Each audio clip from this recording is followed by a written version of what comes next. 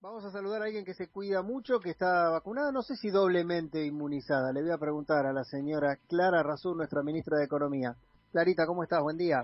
¿Qué tal? Buenos días. Estoy esperando el llamado a la segunda dosis Ajá. porque me aplicaron el AstraZeneca y como están llegando los embarques, estoy un tanto ansiosa. Entro en la aplicación más o menos 20 veces al día.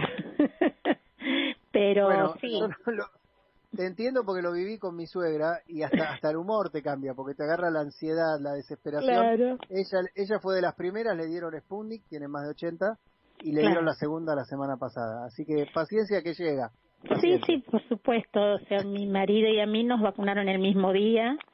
Entonces, bueno, y estamos ahí esperando, pero bueno, el ritmo es acelerado, así que nos van a esperando ansiosamente. Yo creo que en esta semana, la semana que viene, ya nos estarán llamando. Está muy bien, está muy bien. Bueno, tan ansioso como debe estar el gobierno nacional con el tema del fondo, ¿no? Queremos de una vez por todas cerrar. Hay como 100.000 teorías de conspirativas, que esto, que el otro, que la Eh, carta, que lo que el otro día escribieron, la más kirchnerista, y qué sé yo. ¿Cómo ves vos la historia, Clara? Mira, yo la veo realmente del lado de Martín Guzmán, o sea, el otro día en la reunión que tuvo Fernández con Merkel fue por 40 minutos y tuvieron acuerdos en el cual Merkel se comprometía a defender las posiciones argentinas. Vamos a tener en cuenta una cuestión. Merkel es al Club de París lo que Estados Unidos es al Fondo Monetario Internacional y es un representante sumamente importante dentro del Fondo Monetario. O sea, la gira de Fernández por Europa, en donde estuvo en Francia, en Portugal, en España, en Italia y además estuvo en conferencia con Cristalina Georgieva, está Ujú. haciendo, digamos, una negociación muy importante y profunda para cambiar las reglas del fondo, que es de lo que se trata. Antes de la reunión de Merkel con Fernández, Guzmán estuvo reunido con el ministro de Finanzas alemán, en donde justamente elogió diciendo que Guzmán es un héroe ante las finanzas internacionales por su capacidad negociadora. Mira, Y digamos que todo esto también tiene un fin que es, además del fin inmediato, que es el cambio de las reglas en el fondo, el fin inmediato es postergar el vencimiento de 2.500 millones de dólares con el Club de París, que Argentina tendría que pagar el 31 de mayo. El acuerdo, habría que recordar que el acuerdo con el Club de París es una deuda vencida que negoció Axel Kicillof, cuyos vencimientos Macri dejó de pagar. en el Esos, 2019. Es más, me anoté un par de datos, decime si está bien lo que te digo. mm, ¿Sabes de cuándo viene la deuda con el Club de París? y esto es de los 90. No, pero la deuda original con el Sí, Club sí, de la París. deuda original. De 1956. Ah, no, esta no la tenía. Yo la tenía más en los 90. Pero pará porque está buenísima. En los 90, claro, digamos, la deuda original es esa. Se fue renegociando Mm, y Kicillof, como vos decías, logró un acuerdo con un interés del 4%, pero tenía una exactamente. cláusula que si vos no pagabas, digamos, la tasa subía al 9%. En el Exactamente. 2019 Macri no la pagó No la y eso pagó. es lo que están negociando ahora. Y Exactamente. entonces sí, bueno, el tema es que si no pagás después esos 2.400 que decía vos, te cobran como una multa de 2.000 millones más, o sea, te Exactamente. metiste en un lío tremendo que como es un superhéroe Guzmán, como decís vos. Entonces, lo que se está tratando es de postergar sin pagar los intereses. Además, recuerden que también Guzmán quiere una baja, digamos, de la tasa y la eliminación de la sobretasa por mora que tiene el fondo, o sea, por Claro. sobrepréstamo.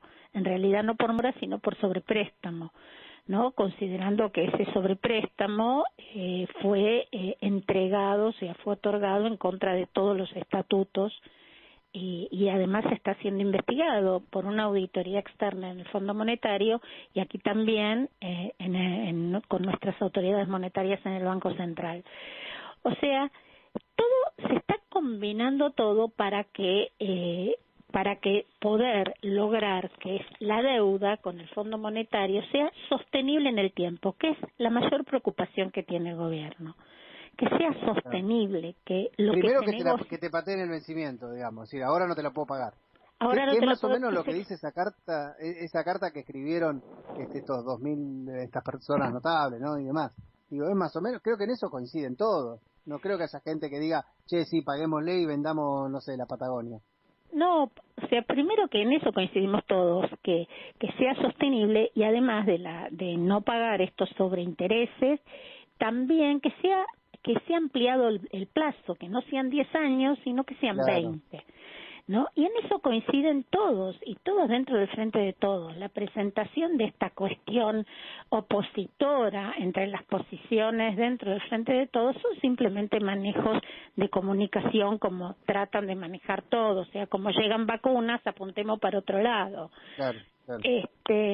Pero digamos que toda negociación con el Fondo Monetario es larga. Normalmente en pandemia es más que larga. Claro. Eso es así y siempre fue así. O sea, Argentina tiene otra carta fuerte para jugar, que es bueno, o sea, que el préstamo es irregular Claro. y que Porque ahí todavía no también le... recordemos que ahí también se violaron principios del fondo, para decirlo de alguna manera, porque se prestó más plata de la que se podía prestar y demás, ¿no? Sí, además, lo que está reclamando Guzmán también es que el Fondo Monetario Internacional formalice la reasignación de los derechos especiales de giro. O sea, para esta cuestión, estas acciones que tienen todos los países, que las reasigne no en función de lo que contribuyen, sino en función de las necesidades de los países. Ahora actualmente el fondo va a repartir 50.000 millones de dólares para los países para sostener la cuestión de la pandemia. Recuerden que a Macri le prestaron 57.000 millones. O sea, el fondo está distribuyendo entre los países miembros menos dinero del que se le prestó al gobierno de Mauricio Macri para sostener su campaña política. Sí, el gobierno de Macri que hoy desde afuera te da la fórmula cómo hacer para solucionar los problemas que ellos generaron, ¿no? Son realmente Exactamente. increíbles. En donde Son además increíbles. critican, o sea, siempre criticaron, o sea, que con el Club de París se había negociado mal y después no pagaron. Claro. Realmente, o sea, la posición del gobierno frente al fondo es fuerte, o sea, la posición de Guzmán es fuerte, es negociadora, hacen falta acuerdos. La silla de Alemania es lo que se llama la silla caliente. O sea, ¿Por qué? ¿Y por qué? Porque vos tenés el principal accionista del fondo es Estados Unidos, el que le sigue es Alemania. Alemania es el principal acreedor dentro del Club de París después de Japón. Mira, yo tenía 40% y 20% no de deuda, sino que Alemania tiene, digamos, es el país con mayor participación dentro del Club de París con un 40%.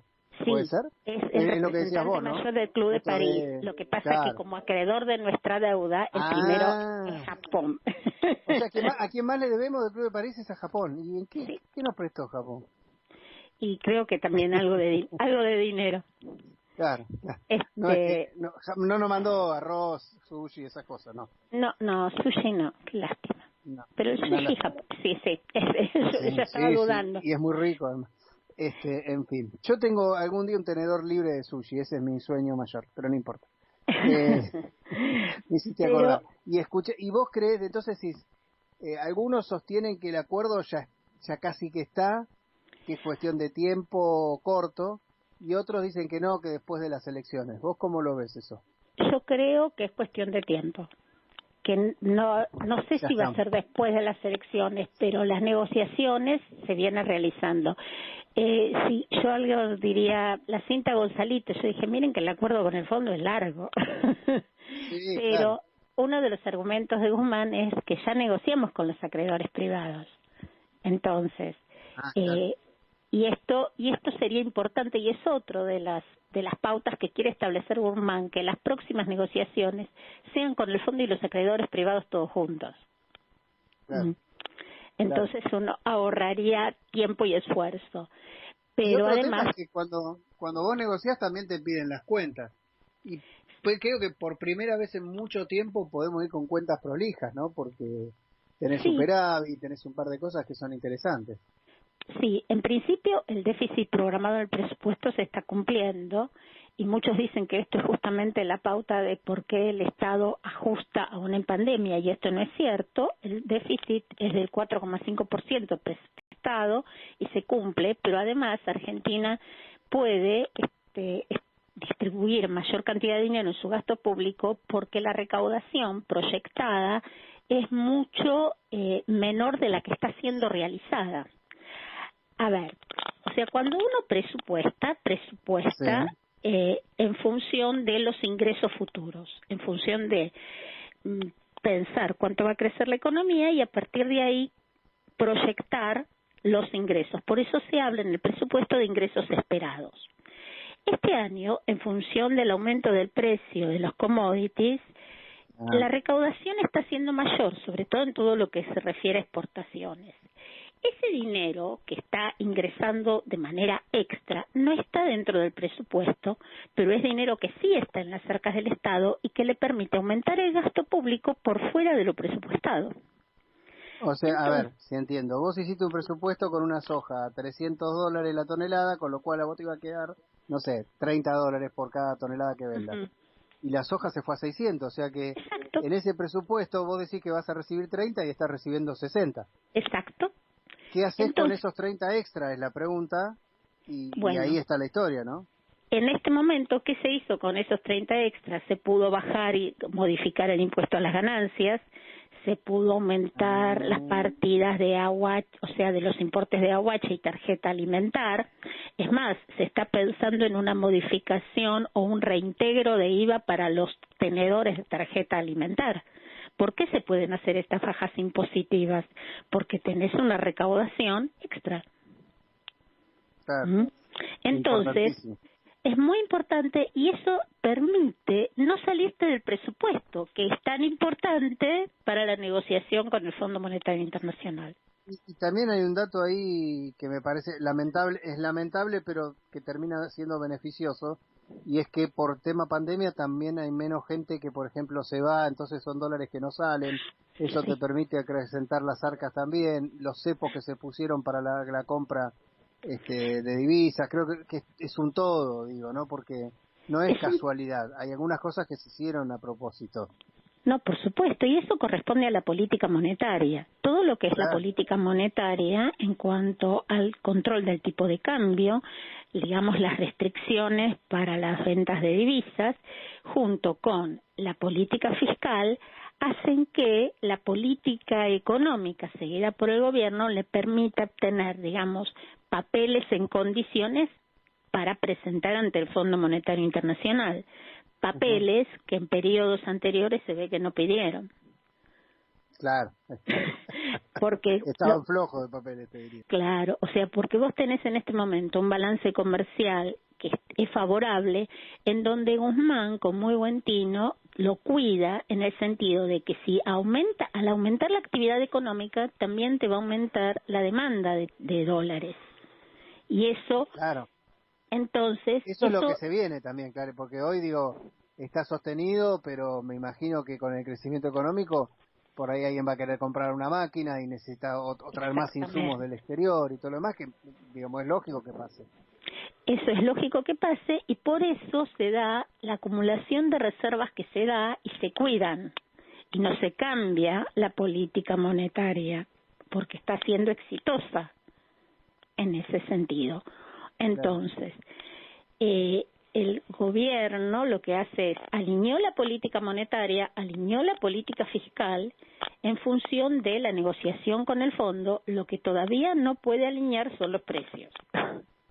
Es un Pero tema que no, yo no puedo creer que sea tan difícil, o sea, debe serlo, evidentemente, porque tiene un montón de componentes, pero mirá que pasó el tiempo, se achicó un poco, pero ¿cuánto hace que no tenemos, salvo desde el 1 a 1?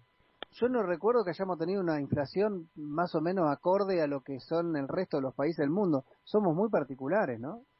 Somos muy particulares y recordemos que el 1 a 1 generó gran parte de la deuda que hoy se está renegociando. Ojo con Mira. eso, porque Sí. el 1 a 1 implicó un endeudamiento brutal de Argentina en función de obtener dólares. O sea, No, yo no lo digo como beneficio, no, digo como, también, lo digo como lo que vimos, que de verdad sí, no había sí, aumentos en esa época, en ni ese siquiera el de los momento, sueldos, bueno, que hizo que se empobreciera la población, está claro. No, justamente la convertibilidad fue establecida para dominar la inflación, considerando la alineación de los precios internos con el tipo de cambio, y eso permitió bajarla bruscamente, lo que decís. La convertibilidad fue exitosa bajando la inflación. Su extensión en el tiempo causó otros problemas. Claro. Ahora, nosotros hoy tenemos un tipo de cambio controlado, una política fiscal y monetaria absolutamente alineada. ¿Por qué suben los precios? Claramente, hoy tenés la concentración de la producción, junto con un lockout, por ejemplo, de productores agropecuarios, que te muestran que la causalidad de la inflación está en la concentración de la oferta y no en la demanda. Entonces, y son Clara, actores y sí, son actores sociales difíciles de alinear. tremendo. Tenemos que irnos, pero Sí. te leo un dato que si querés lo dejamos para la próxima, pero es ¿Cómo no? interesantísimo y duro. Interesante y duro, lo acaba de publicar Infobae, no es muy de izquierda, y es un No, informe creo que no. y lo hizo la UCA, que tampoco es muy de izquierda. No. Entre 2017 y 2020 se incrementó el porcentaje de trabajadores pobres. Sí. Es decir, que 1 de cada 4 trabajadores es pobre. Sí. Sí. Estamos hablando de los que tienen laburo, imagínate la gente que no tiene laburo. Bueno, Sí, pasó exactamente.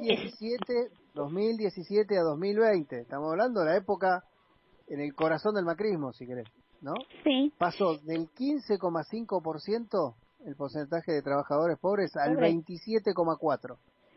Y eso justamente son los que tienen que salir a trabajar en plena pandemia. Lamentablemente.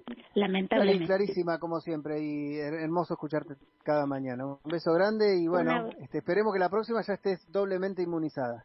Esperemos que sí, si no tendremos paciencia y nos seguiremos cuidando, como siempre. Un abrazo. Es lo que hay que hacer. Un beso grande y gracias por todo. Clara Razú, nuestra especialista en economía, nuestra economista de cabecera, nuestra ministra de Economía, como decimos siempre, pasó por nada, es lo que parece. Faltan 14 minutos para que sean las 10 de la mañana. Hacemos una pausa y ya seguimos porque nada es lo que parece.